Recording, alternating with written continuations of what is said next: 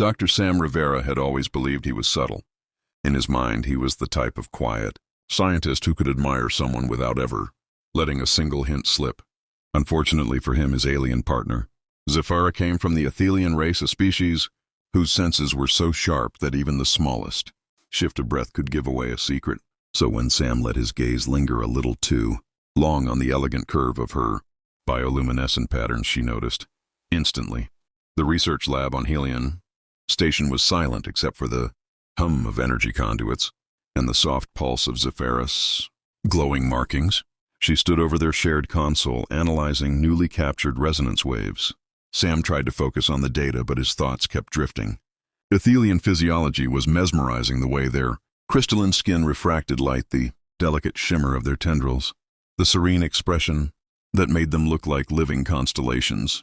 He told himself he admired them, scientifically, professionally, objectively. His heart, however, disagreed. Zyphara did not turn her head when she spoke, but her voice chimed softly through the air. "Dr. Rivera, you are staring again." Sam froze. The datapad in his hand nearly slipped. I was just observing the luminal readings. They are quite new." "Interesting," Zyphara replied. She finally shifted her gaze toward him, her 4 silver irises focusing directly on his face. "Because the luminal readings are located behind you." He was doomed. Sam felt his ears burn. Of all the brilliant things his PhD had taught him, it had not prepared him for being caught, admiring an alien woman who could sense truth through micro-vibrations. Zyphara watched him with a calm curiosity, not anger, not judgment, just quiet interest, as if he was an unexpected equation. "Human attraction is a fascinating phenomenon," she said. "It is quick, sudden, bright like a flare." "I was not trying to make you uncomfortable," Sam said quickly. "I am sorry if I did."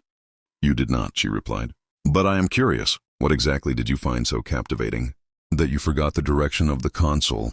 Sam opened his mouth, closed it, opened it again. The universe had not prepared him for this question. Finally he spoke. "Your patterns. When they glow, they look like a sunrise." For a moment Zyphara's markings brightened, then softened, a reaction he had never seen. "You compare me to a celestial event," she said quietly. "That is not a small compliment." And with that one innocent observation became an unexpected question. And that question opened the door to a conversation that would redefine beauty across 2 worlds. Sam had expected the moment to end in silence, or awkwardness, or possibly Zyphara filing some kind of cross-species professionalism report.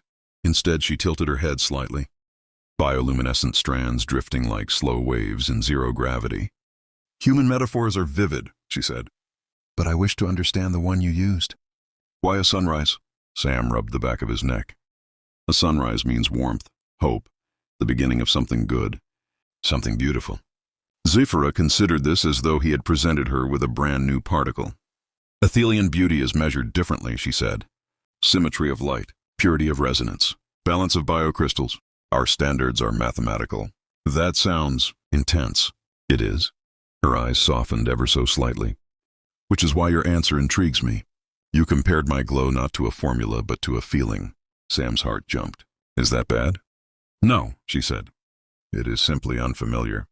For the next hour, they returned to analyzing resonance waves. But something had shifted.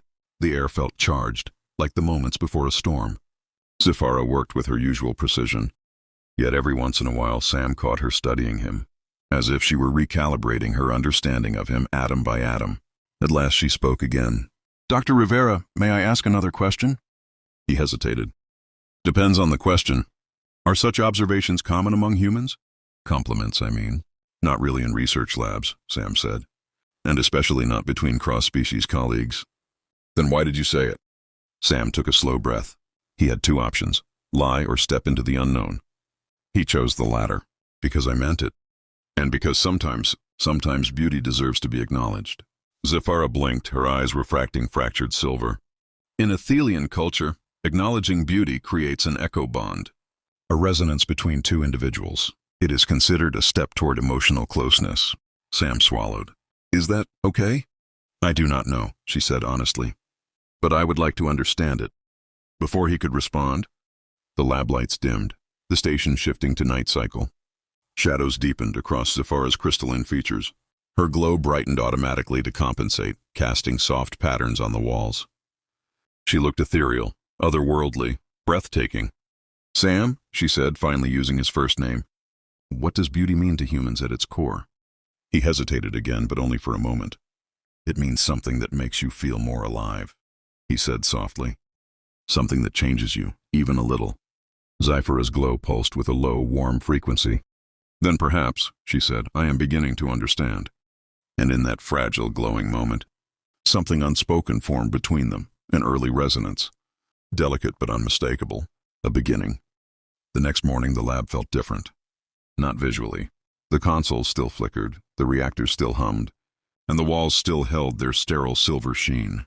But between Sam and Zyphara, something unseen had begun to vibrate, light, tentative, and real. Zyphara stood near the central scanner, her glow softer than usual, as if she were thinking too deeply to maintain her usual brilliance. When Sam entered, she looked up at him immediately, her four irises widening in a way he had come to recognize as curiosity. "Good morning, Sam." He paused. She had said his name again. It warmed him more than he wanted to admit. "Morning, Zyphara. Everything okay?" "I have been considering our conversation," she said. "The one about beauty." Sam felt his throat tighten. "And what did you conclude?" "That human beauty is not defined by geometry or symmetry," she said slowly. "It is defined by effect, by the change it creates in another person. This is difficult for me to process." "Well," Sam said gently, "it's difficult for humans too." She walked closer, her movements graceful, almost fluid. "Last night, while reviewing data, I noticed something. Every time you spoke of a sunrise, your heartbeat increased, even though you tried to hide it." Sam laughed softly. "Aethelian senses are unfair." "Perhaps," she agreed. "But they also reveal truth." She stopped just a few steps from him, close enough that the glow from her markings reflected faintly against his skin. "Sam," she said, "was your observation yesterday an echo bond? Even if you did not intend it?" He hesitated, but the truth had already formed between them like a gently resonating chord. "I think it was," he said quietly. "I didn't know the term, but—" "Yes, I meant what I said." Her glow brightened, not sharply, but like a warm dawn spreading. "Then the resonance is mutual." Sam blinked. "Mutual?" "While studying humans," Zyphara said, "I found myself drawn to your determination and your kindness. I did not recognize it as attraction. Aethelian emotions are layered, slow to surface. But yesterday, something aligned." How felt breathless. "Zyphara." She reached out, not touching, just hovering her hand near his. In Aethelian culture, that gesture meant trust, invitation, connection. "In my world," Zyphara said softly, "beauty is measured in light. But you taught me a new definition. Beauty is something that makes you feel more alive. If that is true, then you are beautiful to me." Sam could not speak for a moment. The universe felt suddenly vast and intimate all at once. He lifted his hand, letting it hover near hers, mirroring her gesture. "So what happens now?" he whispered. Zyphara's glow shimmered like a rising star. "We learn together," she said, "what beauty means across two worlds." And in that moment, the resonance between them finally became something unmistakable, something lasting, something beautiful.